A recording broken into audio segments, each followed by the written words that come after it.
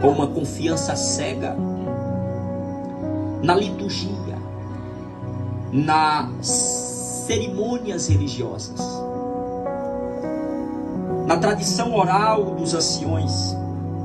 Esses judeus que já haviam passado pela escravidão, a escravidão do Egito, 430 anos, a escravidão babilônica, aproximadamente 70 anos, passou pela Pérsia, passou pela Síria, e agora estava sobre o domínio de Roma. Olhe bem, independente da sua escravidão política, eles sentiam-se livres espiritualmente. Eu quero que você me entenda. Jesus está no templo e ele está instruindo, mas Jesus, ele vem discordando deles, dizendo: imagina alguém que se acha livre, e de repente Jesus olha para eles e Jesus diz: e conhecereis a verdade, e a verdade vos libertará. Olha a resposta dos judeus no versículo de número 33. Eles dizem: somos descendentes de Abraão e jamais servimos como escravos, jamais nós passamos por servidão alguma, jamais nós passamos por ser escravo de alguma coisa. Eles dizem: como tu dizes, sereis livres? Quando Jesus ouve isso dos judeus, olhe bem, aí Jesus o responde em um nível espiritual. Pega isso aqui. Jesus vai responder, como Ana Lúcia, a eles em um nível espiritual. Jesus, ele diz: verdadeiramente vos digo que todo, a palavra todo aqui, ele não está apontando, mas ele está trazendo um discernimento. Cabe a cada um analisar. Ele diz: verdadeiramente vos digo que todo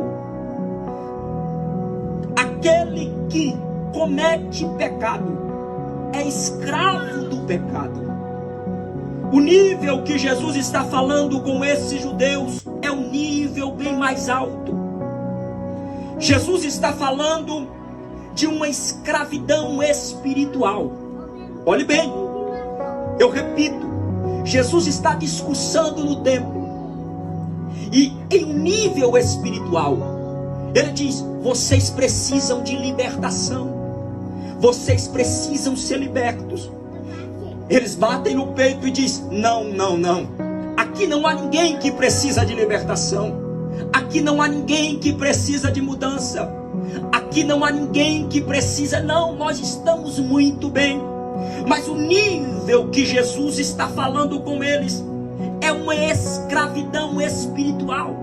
Que escravidão é essa, irmãos? Jesus está falando sobre a escravidão do pecado. Mas o que é o pecado? O pecado é a oposição a Deus. A palavra para pecado em hebraico é rat. No latim o termo é pakatu, no grego é amartia, que significa errar o alvo, fracassar. Pecado é a não conformidade com a lei moral de Deus. Pecado é contraversão, é transgressão.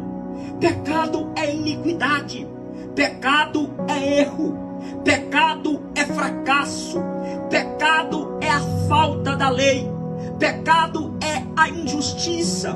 É o mal que afastou o homem de Deus. A pecado afasta e sempre afastará o homem da presença de Deus. É por isso que o profeta Isaías, ele vai dizer que os vossos pecados fazem divisão entre vós e o vosso Deus. O mundo em que estamos vivendo, irmãos, está mergulhado no pecado. A depravação moral tem sido algo muito grande no meio da sociedade. Há um decaimento da moralidade. Nós estamos vivendo que cada vez o pecado tem se impregnado a homens e mulheres. Vivemos em um tempo de afastamento de Deus.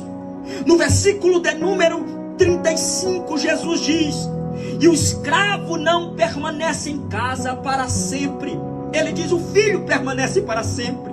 O mundo está mergulhado no pecado, na prostituição, na bebedeira, nas drogas. As guerras estão por aí.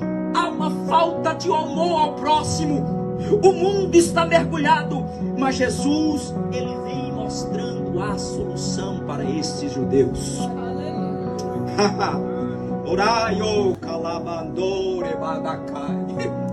Ele diz: vocês são escravos. Como assim? Eu estou bem. Quantas vezes nós pregamos para alguém e alguém diz: eu estou bem. Alguém diz: está tudo certo. Alguém diz: estou tranquilo. Alguém diz: não preciso de igreja. Alguém diz: não preciso, não preciso. Alguém diz: mas olhe bem, Jesus está mostrando para esses judeus que a escravidão deles era espiritual. Aí ele diz: e conhecereis a verdade. Repita comigo: e conhecereis a verdade. Eu gosto da Bíblia, irmão. Bíblia, acabou. E conhecereis a verdade.